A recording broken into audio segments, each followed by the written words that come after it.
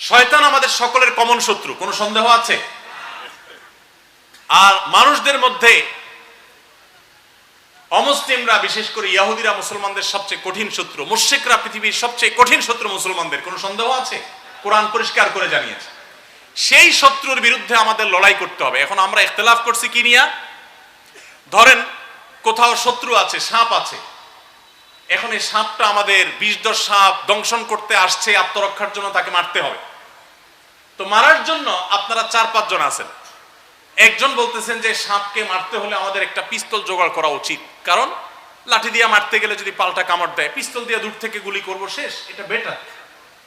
আরেকজন বলতেছে তোমার মাথা ঠিক আছে, পিস্তল খুঁজতে যাবো ততক্ষণে তো সাপ আমাদেরকে কামড় দিয়ে বসবে, তার চাইতে আমাদের উচিত লাঠি নিয়ে এখনই আঘাত করা, যা আছে তা দিয়ে চাপিয়ে পড়া।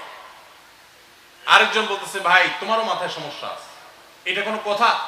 লাঠি দিয়ে মারতে গেলে তো কাছে যাওয়া লাগবে, তার চাইতে একটা ইট একটা পাথর সবাই হাতে নিয়ে আমরা সবাই মিলে মারি, তাহলে তার গায়ে পড়ে সে মারা যাবে, আমাদের কাছে আসতে পারবে না। তাহলে কে বলতেছে ইট দিয়ে মারো, কেউ বলছে লাঠি দিয়ে মারো, কেউ বলছে পিস্তল দিয়ে মারো, কিন্তু মারার ব্যাপারে সবাই একমত। বুঝেন ভালো করে। এখন গন্ডগোল হলো কি দিয়ে মারবে সেটা। এখন এটা নিয়ে গন্ডগোল হইতে হইতে নিজেদের মধ্যে এখন মারামারি শুরু হয়েছে। পিস্তল আলা লাঠিয়ালারে, লাঠিয়ালা ইটালারে ঘুষাঘুষি করতেছে। সাপ তখন দেখতেছে এই তো সুযোগ, আইসে একটা একটা করে সবগুলো দংশন করে দিয়ে চলে গেছে। আজ মুসলমানদের সে অবস্থা চলছে, সে অবস্থা চলছে। কমন শত্রুর বিরুদ্ধে আমাদের কোনো বড় কোনো প্রচেষ্টা নাই। আমাদের প্রচেষ্টা হলো কি পদ্ধতিতে হবে, শত্রু শেষ করতে হবে। আমি বলি না এই পদ্ধতিতে আসেন, উনি বলে না আপনারটা দিয়ে হবে না, আমার পদ্ধতিতে আসেন, উনি বলে তোমার পদ্ধতি আসেন। অথচ বুদ্ধিমানের কাজ হলো ভাই তোমার পিস্তল আলা ভাই তুমি পিস্তল দিয়ে মারো, লাঠি আলা ভাই তোমার লাঠি দিয়ে পিটাও, ইট আলা ভাই তুমি ইট মারো। সবাই যার যার জায়গা থেকে যদি চেষ্টা শুরু করে শত্রু শেষ হয়ে যাবে। কিন্তু আমাদের সেই চেষ্টা করার মরদ নাই। আল্লাহ আমাদের সবাইকে বুঝার তৌফিক দান করুন। কমন শত্রুর বিরুদ্ধে লড়াই না করে আজ ট্রান্সজেন্ডারের মতো 20 সমকামিতাকে সমাজে গেলানো হচ্ছে সূক্ষ্মভাবে। সেটা নিয়ে আপনার সোশ্যাল মিডিয়াতে মাথা গরম নাই। আপনি আছেন, আপনার আরেক মুসলমান ভাই কে কি বলছে, কি ভুল করছে, তার গোষ্ঠী কেমনে উদ্ধার করা যায়, আপনার দল, আপনার মত, আপনার সংগঠন, আপনার পিসাব, আপনার হুজুরের বিরুদ্ধে, আপনার শায়েখের উল্টা, অতএব তার 14 গোষ্ঠী কিভাবে উদ্ধার করা যায়, তার খুদ কিভাবে আবিষ্কার করা যায়, আপনি সেই গন্ডগোলে আছেন। নিজেদের মধ্যে পদ্ধতি নিয়ে, উপায় নিয়ে, পন্থা নিয়ে আপনি মারামারিতে লিপ্ত হয়ে গেছেন। আর কমন শত্রু ওই চান্সে আপনাকে সমূলে শেষ করে দিচ্ছে। আল্লাহ তাআলা আমাদেরকে বুঝার তৌফিক দান করুন। আমরা আমাদের কমন শত্রু চিহ্নিত করে সেই শত্রুর ষড়যন্ত্র সম্পর্কে সতর্ক থাকি, সচেতন থাকি, সমাজকে বাঁচাই, নিজে বাঁচাই। আল্লাহ সবাইকে তৌফিক দান করুন। আমি সবসময় অসুস্থ থাকি, ভালো কিছুদিন থাকি, এরপর আবার সমস্যা দেখা দেয়। অনেক ডাক্তার দেখানোর পর সমাধান পাচ্ছি না। সবসময় আল্লাহর উপরে ভরসা রাখি, আমি একদিন সুস্থ হয়ে যাব। এমন কি আমল আছে যে আমল করলে আমি একদিন ভালো হয়ে যাব? দেখুন, আমরা যখন অসুস্থ হই বা কোনো কারণে পেরেশান হই, ডিপ্রেসড হই, আমাদের দেয়ালে যখন পিঠ থেকে যায় তখন আমাদের মনটা অনেক ছোট হয়ে যায়। ঈমানদার তার বিশ্বাস থাকবে যে দেয়ালে পিঠ ঠেকা বলতে কিছু নেই ঈমানদারের কাছে। বাহ্যিকভাবে দেয়ালে পিঠ থাকতে পারে, প্রকৃতপক্ষে ঈমানদারের দেয়াল, ঈমানদারের পিঠ ঠেকার মতো কোনো দেয়াল পৃথিবীতে সৃষ্টি হয়নি। কারণ ঈমানদারের শেষ ভরসা কে? যখন ইব্রাহিম আলাইহিস সালামের কাছে আল্লাহর ফেরেশতারা সুসংবাদ নিয়ে আসছেন সন্তানের, তখন তার বয়স বার্ধক্যের একেবারে শেষের দিকে। ওই বয়সে সন্তান হওয়ার কোনো সুযোগ নেই। তার স্ত্রী বৃদ্ধা হয়ে গেছেন, তিনি বৃদ্ধ হয়ে গেছেন।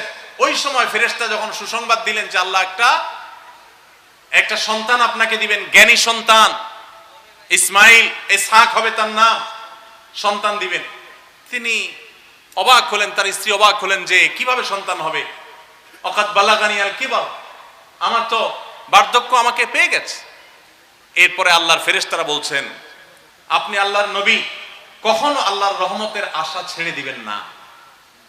আপনার বয়স যেখানেই পৌঁছুক না কেন, দেনওয়ালা সত্তা যেহেতু আল্লাহ তাআলা, অতএব যেই কোনো বয়সে যেই কোনো অবস্থায় তিনি দিতে পারেন। পৃথিবীতে বহু অসম্ভব সম্ভব হয় অনেক অলৌকিক ঘটনা দ্বারা। এরকম হয় না? করোনার সময় এরকম বহু ঘটনা আমরা দেখেছি।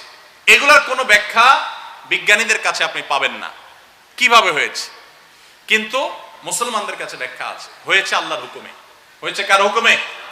অতএব বিশ্বাস রাখতে হবে যে আমার যত পেরেশানি আসুক না কেন, আমি আল্লাহর উপরে আস্থা হারাবো না, ভরসা হারাবো না।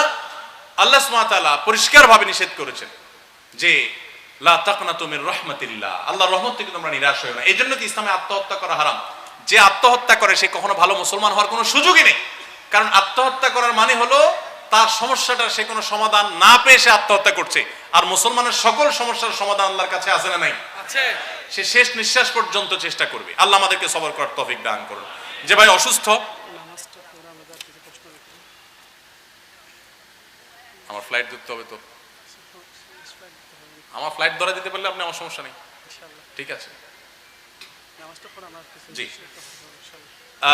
তো যেটা বলছিলাম যে অসুস্থ হয়ে গেছেন, সুস্থ হন নাই, খুব পেরেশান আছেন, আপনি আল্লাহর কাছে তাহাজ্জুদের সময় উঠে চোখের পানি ফেলে একদিন না, সম্ভব হলে নিয়মিত আপনি একটু নিবেদন করতে থাকেন। আমার জীবনে একটা ঘটনার কথা বলি। যে কোনো একটা প্রাইভেট কোম্পানি, আমি নাম বলছি না, বাংলাদেশের 1, 2, 3-এ পড়বে এরকম একটা প্রাইভেট কোম্পানির একজন বড় কর্মকর্তা, ওই অফিসে আমার একটা কাজ ছিল, ভাইয়ের সাথে একদিন দেখা হয়ে গেল। উনি আমাকে দেখে খুব আবেগ আপ্লুত হয়ে গেলেন। পরে ওনার অফিসে গেলাম, এক সময় গেলাম, চা খেলাম।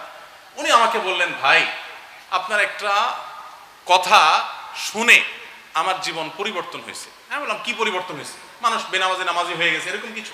বলে, না ভাই, আমার এমন এক রোগ হয়েছে যেই রোগ থেকে মুক্তির আপাতত কোনো উপায় নাই।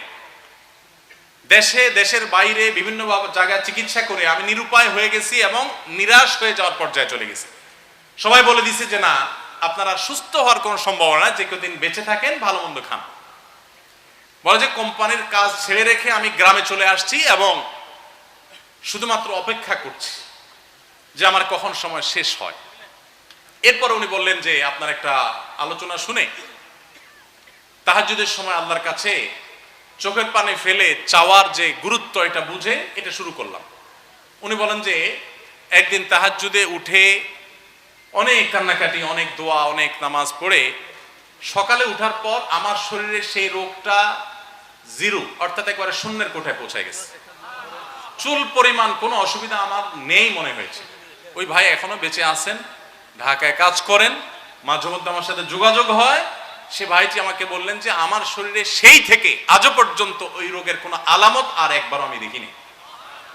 এবং তিনি বললেন যে ভাই, আমি যে কোম্পানি ছেড়ে আমি গ্রামে চলে গেছিলাম, আবার সেই কোম্পানিতে এসে আমি কাজ করছি, আল্লাহ আমাকে সুস্থ করে দিয়েছে।